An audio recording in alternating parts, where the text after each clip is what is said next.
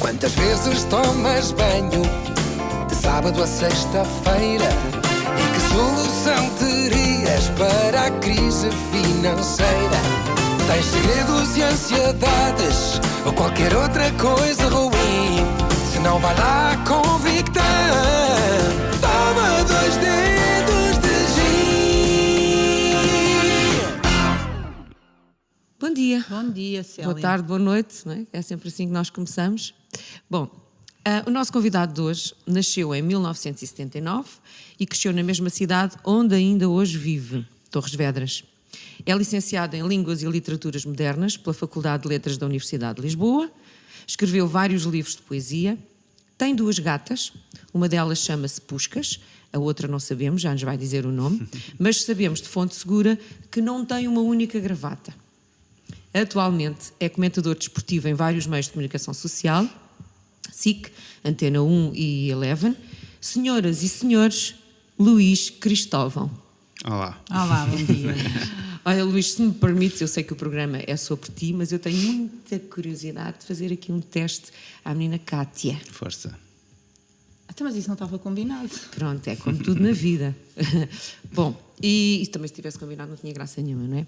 Então, Luís, como tu sabes, a Kátia é fã de futebol, adepta do Sporting, e vocês já se cruzaram quando ela vai a Alvalade, já se cruzaram algumas vezes? Já a vi lá, assim. Pronto, então é assim, eu não percebo nada de futebol e quero aproveitar a tua presença aqui para me ajudares a testar os conhecimentos desta menina. O que é que eu pensei? Eu vou dizer números de camisolas. Não tenho isso aqui. Não tens, pois não. Se quiser, não, isto não vai ser cortado, está bem?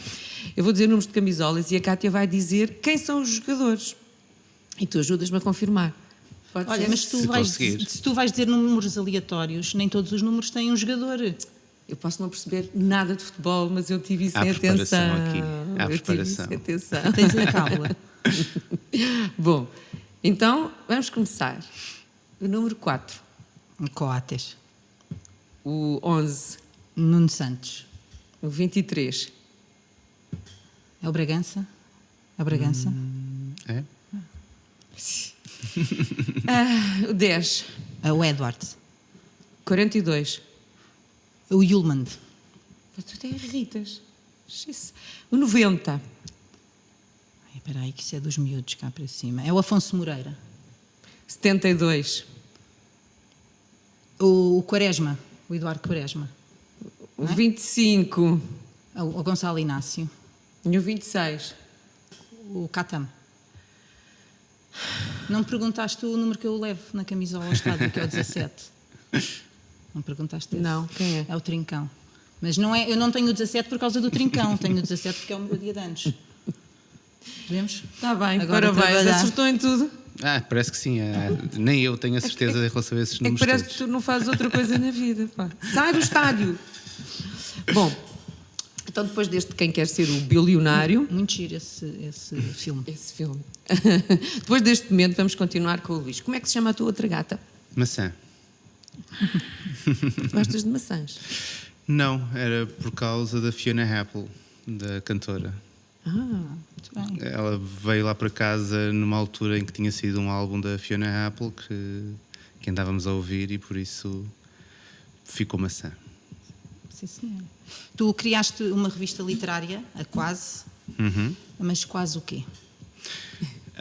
Olha, o título Quase é de um conto do Saramago, Impossível Quase.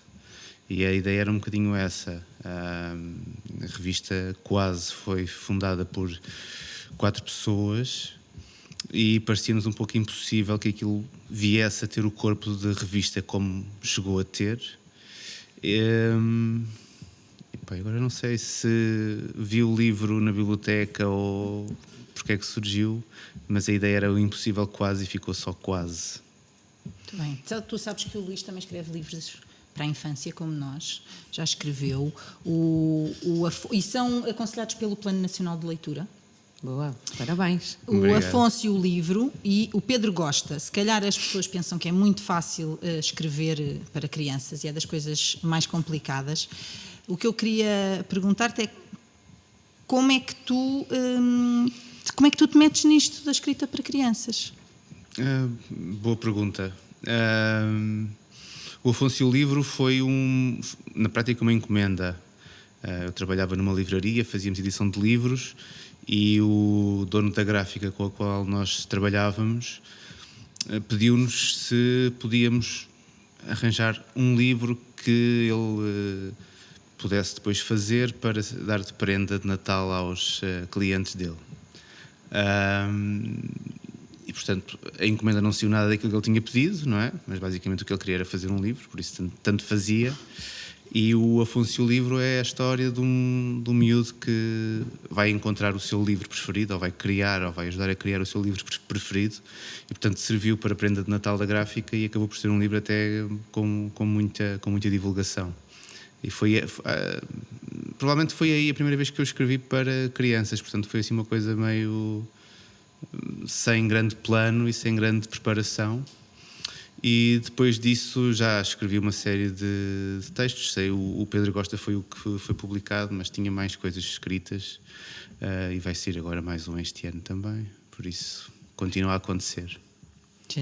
Já vamos perguntar sobre isso. Já vamos. No teu livro, a personagem é um menino cheio de sonhos. O Pedro da história era, afinal, o Luís Filipe que está aqui connosco? Não sei se era. Até porque o texto é muito poético, portanto é mesmo de uma criança meio solitária que está a sonhar com coisas. E depois o trabalho de ilustração do Miguel Carvalho transforma completamente o livro, porque passa a ser um menino pobre que sonha com coisas normais, não é? Ter uma vida normal, ter uma vida como os outros. E, portanto, ele, na ilustração, transforma aquilo que era só um poema num livro também algo político.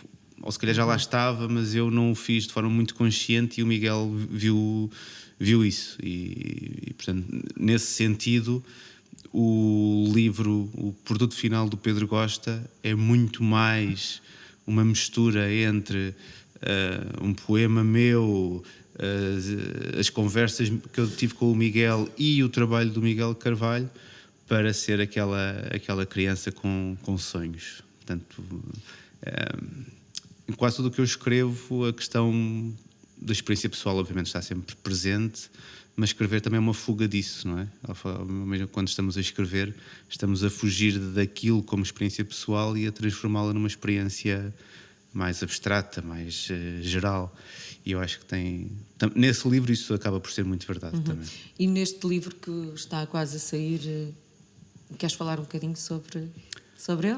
Abrir um bocadinho? Sim, é um livro muito diferente, porque já cruza, portanto, sendo para crianças, é um livro que já cruza o meu trabalho atual, portanto é sobre desporto, é um livro de não ficção para crianças, passa por aquilo que são as imensas modalidades que uma criança pode praticar e, portanto, vai ser mais um livro de curiosidade. Provavelmente, quando me convidaram para escrever este livro, eu pensei, giro, porque era um livro que eu gostaria de ter encontrado, não é? Para ficar a conhecer uma série de curiosidades sobre as modalidades, os atletas mais premiados, os recordes, as coisas assim. Portanto, é um livro diferente também, mais uma vez. O prazer de escrever livro para crianças é depois trabalhar com ilustradores fantásticos. No livro do Afonso, o Afonso Livro foi com a Amélie Bouvier, que também fez um trabalho lindo, portanto a personagem do Afonso também é brutal. E agora com o Daniel Wu, o livro vai ser ilustração, ou seja, está lá o meu trabalho mais para esse lado da curiosidade, mas a ilustração é realmente muito, muito forte. Eu acho que vai haver muita gente cativada por esta ou por aquela modalidade, pela forma como ele consegue pôr aquilo em movimento no livro. E quem é o teu autor preferido? O meu autor preferido?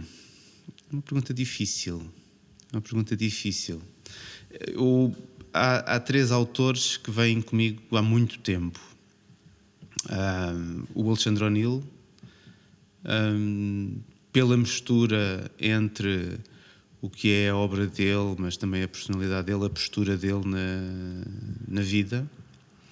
E foi um autor que, quando eu estive no mestrado de Teoria da Literatura, era o meu tema, portanto, que eu li aprofundadamente, estudei mesmo muito o Alexandre O'Neill. Depois, enquanto obra singular, o Rui Belo, acho que é aquele que é mais sólido em termos de obra. E o Carlos de Oliveira, se calhar aí, mais uma vez, no mix entre obra, reflexão sobre a obra, que é uma parte que me agrada muito, e também posicionamento político. E depois tenho 2 autores estrangeiros que eu li tudo, o Milan Kundera e o Henrique Villa-Matas, pela forma, e a forma é uma coisa que me interessa muito, ou seja, raramente pego um livro para ler uma história, pego um livro para ver como é que a história está a ser contada. E aí quer o Kundera, quer o Villa-Matas têm formas muito peculiares de escrever histórias, e são 2 autores. O Kundera, infelizmente, já não há mais coisas para ler, mas o Villa-Matas continua a fazê-lo, e portanto sempre que sai um livro de Villa-Matas vou correr comprar. Olha, nós todos que estamos aqui nesta mesa, nós 3, já escrevemos muitas coisas, ainda vamos escrever mais, e eu queria saber, espero que sim, eu queria saber, e tu também, Célia, esta pergunta também é para ti e para o Luís, qual é a palavra que vocês mais gostam, não só pelo significado, mas pela sonoridade? Eu depois também posso dizer a minha. Qual é a vossa palavra que começa? Epá, isso é uma pergunta, para mim, impossível de responder. Não tenho uma palavra preferida. Até porque sou muito de inventar palavras, e por isso o mais provável é que seja nesse processo de estar a conversar e de repente sai uma palavra meio inventada, que encontre o maior prazer com as palavras, seja nesses momentos. A tua? Empatia. Empatia pelo significado e pela sonoridade. Muito bem. Então, Como disseste a tua? A minha é fácil. A minha palavra preferida é liberdade. Pensava que era Sporting. Então agora vou pedir-vos o contrário. Quem ouviu o nosso primeiro programa sabe que a Célia é ortografóbica. Sim. Okay. É um problema que tu tens. Eu queria saber quais é que são aquelas palavras que vocês ouvem as pessoas a dizer mal e que vos dá muitos nervos. Muitos nervos. Por exemplo, há bocado eu estava a arrebentar, a mandar. Há bocadinho estávamos a falar sobressalente dos nossos alunos. Sim. Dos nossos alunos que agora têm aquele hábito do feito sem querer, de esqueci-me. Sim. E quando eles engolem o verbo, posso um lápis? Em vez de dizer, posso usar um lápis? Posso uma folha? Olha, mas tu também aprendes. Que vírus é esse que... Mas é nacional, verbos, é pelas escolas todas, sim. Eu confesso que acho essas palavras todas muito giras, porque acho que é uma dinâmica da língua, não é? Aquilo que nós dizemos que é o português correto não existe, nunca existiu, não é? A dinâmica da língua falada sempre foi cheia dessas palavras que se manipulam umas às outras e que se empurram umas às outras. O português correto é uma convenção que serviu até provavelmente mais vezes para excluir do que para incluir. Dito isto, a minha profissão tem muito que ver com saber usar as palavras certas no momento certo, ainda para mais muito trabalho ao vivo, em direto, não é?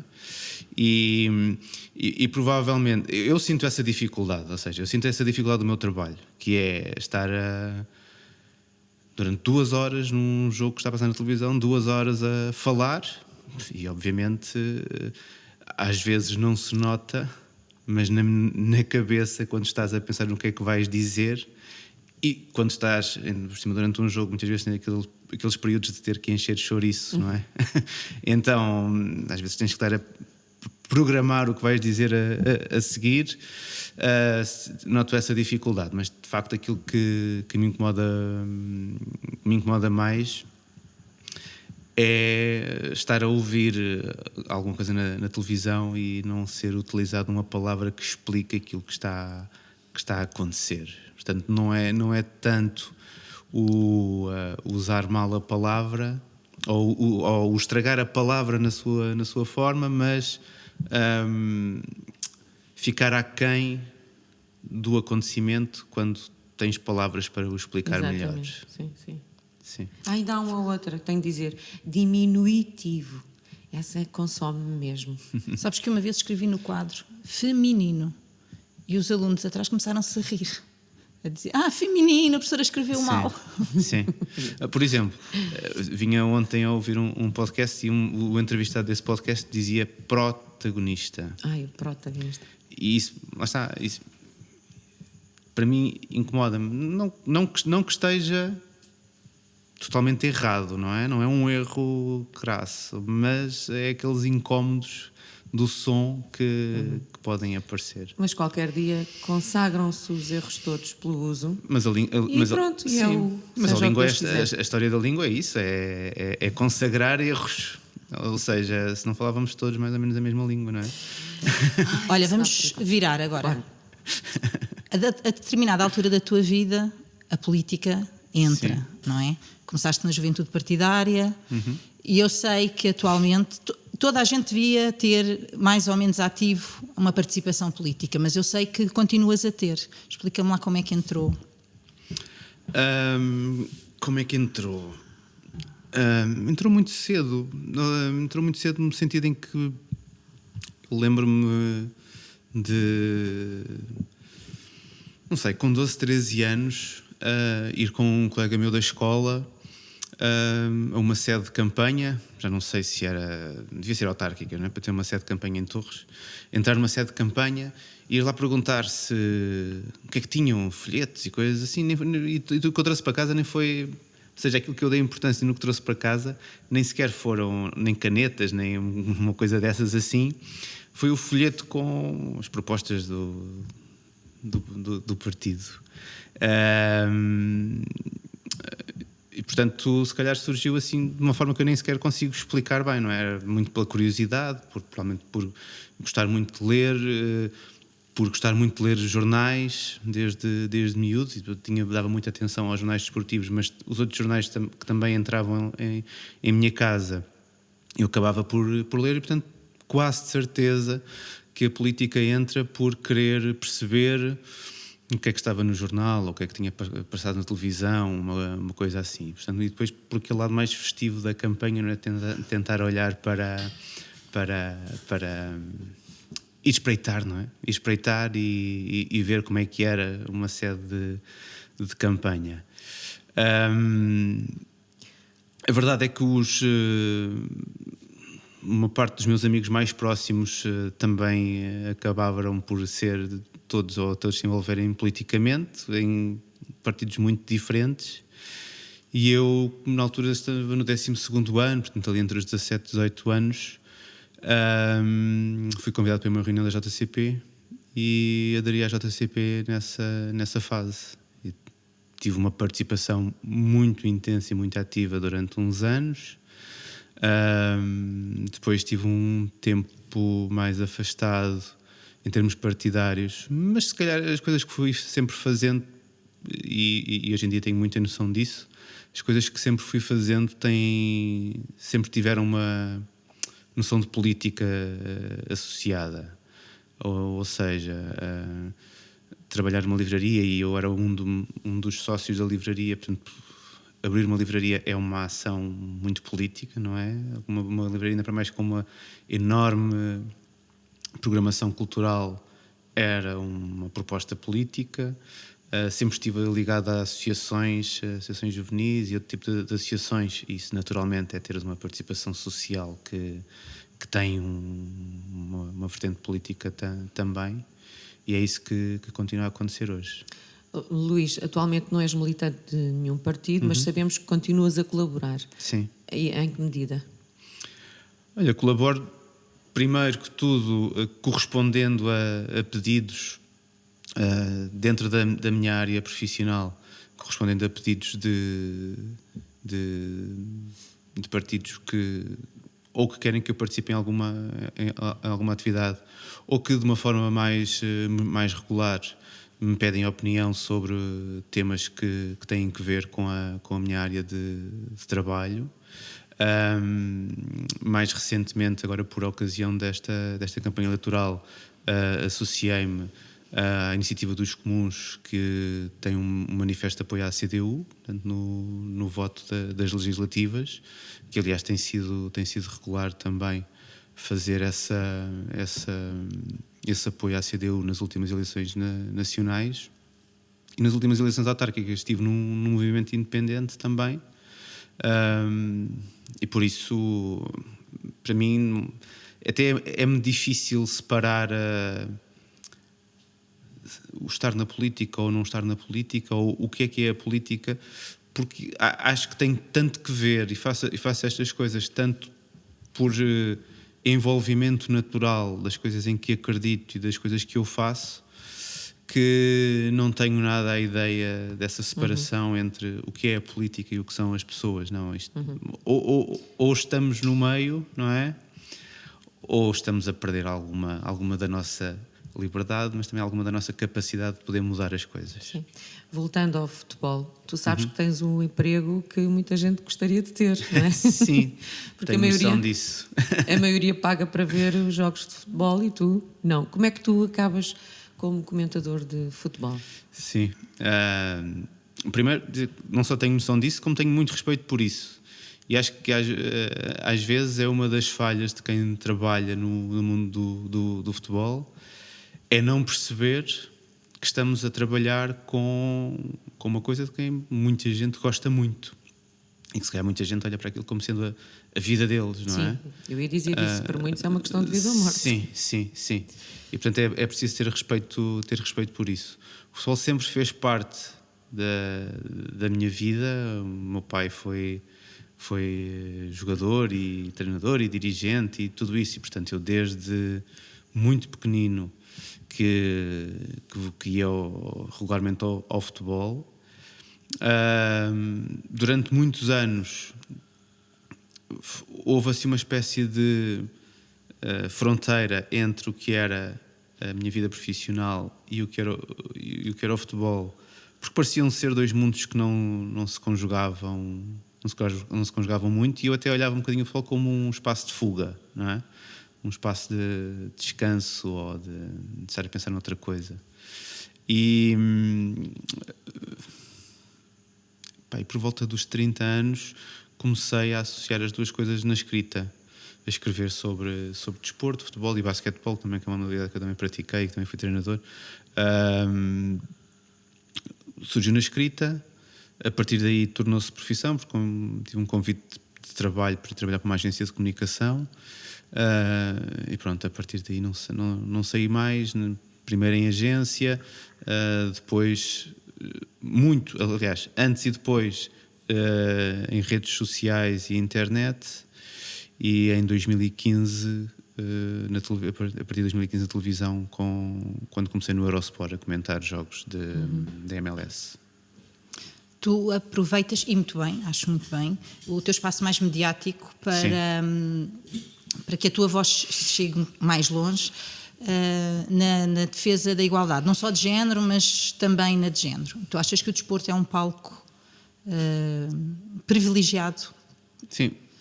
Primeiro que tudo, é uma linguagem muito acessível, e isso é algo de qual eu tenho consciência desde também muito, muito miúdo, porque os meus dois avós, um gostava muito de futebol e o outro não gostava nada, e dava-me sempre a sensação de que o meu avô, que gostava de futebol, tinha mais capacidade de estar entretido e a falar com pessoas do que o meu outro avô. Na altura tinha um bocadinho essa ideia. Depois percebi mais tarde que tinha outras coisas associadas também. Mas sempre cresci com essa ideia de que o futebol é uma linguagem super fácil. Tu chegas a qualquer parte do país, ou entras numa sala onde não conheces ninguém, e é sempre alguém que ou é de uma equipa, ou viu um jogo, ou não sei o que mais, e portanto em termos de linguagem isso é super acessível. Depois, naquilo que é a essência do desporto, também é um espaço muito de igualdade, não é? Em que, no caso do futebol, entra 11 contra 11, em que tudo depende daquilo que são os talentos de cada uma daquelas pessoas que está dentro de campo, mas também muito de um esforço coletivo, ou seja, não podes só. Não fazes uma equipa só com um jogador bom, e muitas vezes o ser bom jogador não tem a ver só com o teu talento, mas tem a ver com a forma como tu olhas e te integras com todos os outros. E eu acho que, estou a dizer estas coisas, eu já estou a pensar que isto tem uma série de significados que podem ser apropriados para outra postura na vida, não é?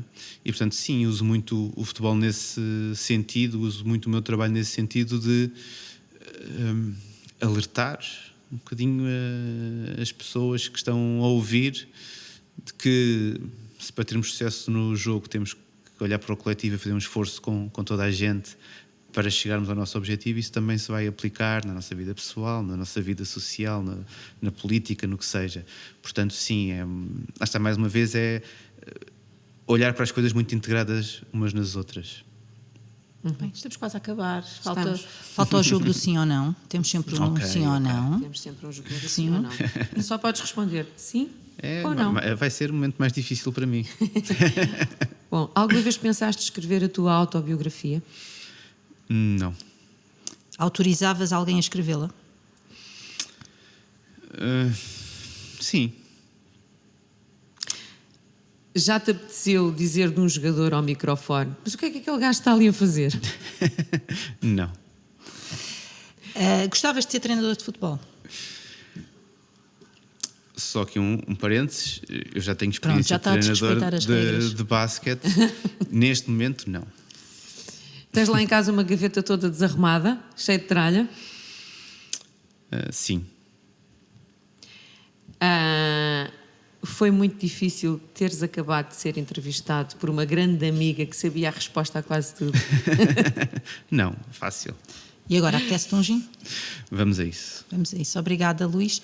Ficamos com a música da vida do Luís Cristóvão, que é Erva Daninha, de António Variações. Queres explicar?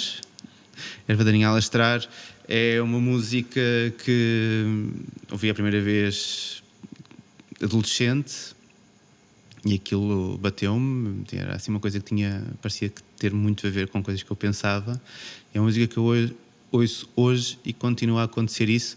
E, portanto, se calhar não há muita coisa que eu sinta da mesma maneira que sentia quando era adolescente e sinto agora, mas essa música sim. Portanto, serve para exemplo de uma música da minha vida. Percebo-te muito bem. Obrigada, Luís. Obrigada. Nada. Obrigada. Obrigado.